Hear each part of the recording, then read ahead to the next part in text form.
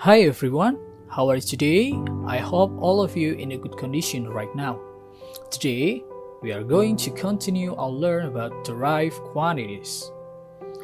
Alright, in the previous lessons, we have learned that there are two types of physical quantities, the base quantities and derived quantities. And we also learned that base quantity is a quantity that cannot be defined in other physical quantities. As you know that there are 7 base quantities: length, mass, time, temperature, electric current, amount of substance, and luminous intensity. That's what we learned before, right? So now in these lessons, let's continue with derived quantities. If I talk about area, you know that area is a measurement of the size of a surface. You calculate it by multiplying the length by the width. But from this example, my question is width the base quantity or derived quantity? What do you think? Yes, that's correct. It's a base quantity.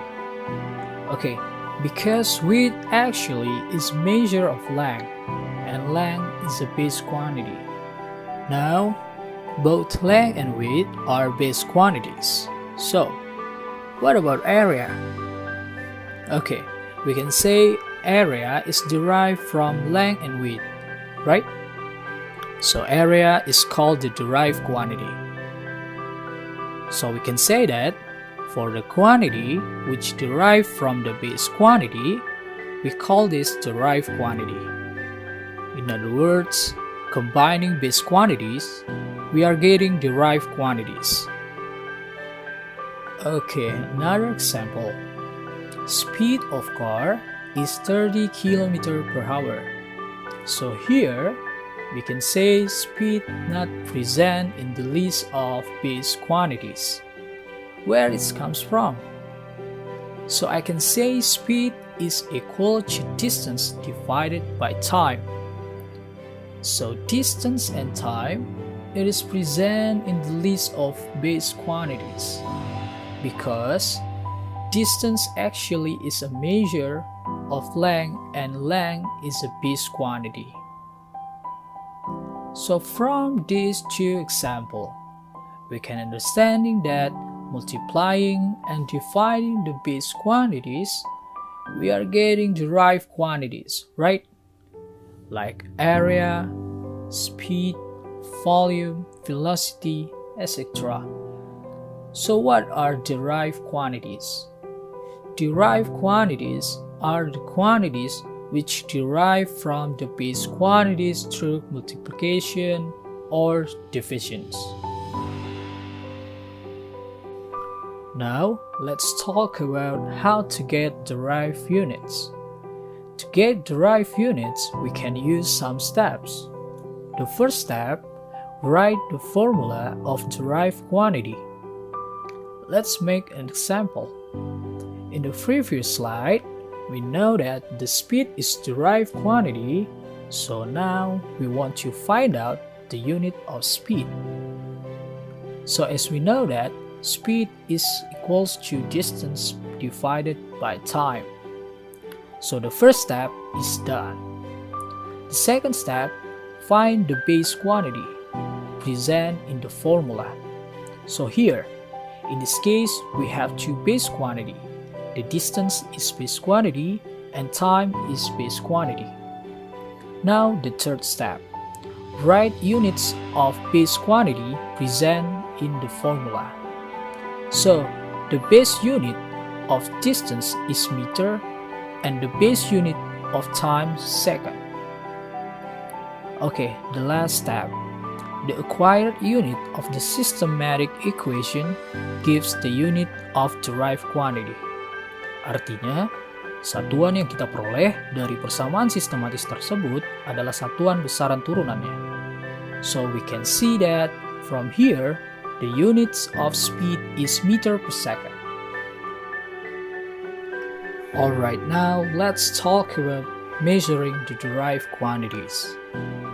Derived quantities can be measured directly and indirectly. For example, when we want to measure the volume of irregularly shaped objects such as log, wood, and stone, we can measure it directly. How it can be? So let's take a look.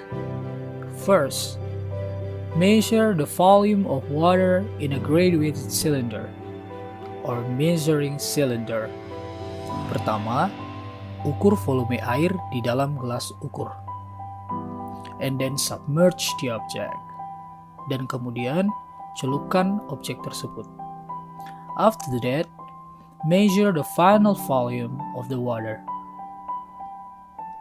The difference between the initial volume and the final volume is the volume of the object. In this case, we use a stone as the object. If we can see that, the initial volume is 50 milliliters. Dropping the stone in the graduate cylinder causes the water level to rise. The final volume is 75 milliliters. So, to figure out the volume displaced, the formula is the volume displaced equals to final volume minus initial volume.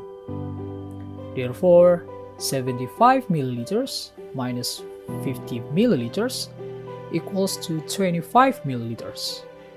So the volume of the stone is 25 milliliters. Alright, now to measure the volume of regularly shaped objects such as a cube, cuboid, and sphere, we can measure it indirectly by using a formula. First, to find out the volume of cuboid, we can calculate it with volume of cuboid equals to length times width times height. And then to find out the volume of cube, we can calculate it with volume of cube equals to s cube, where s is length of the side. And to find out the volume of sphere, we can calculate it with volume of sphere equals to 4 over 3 pi r cubed, where r is radius. Alright, so that's all about derived quantities, and I think that's enough for today. Thank you for your attention. God bless you.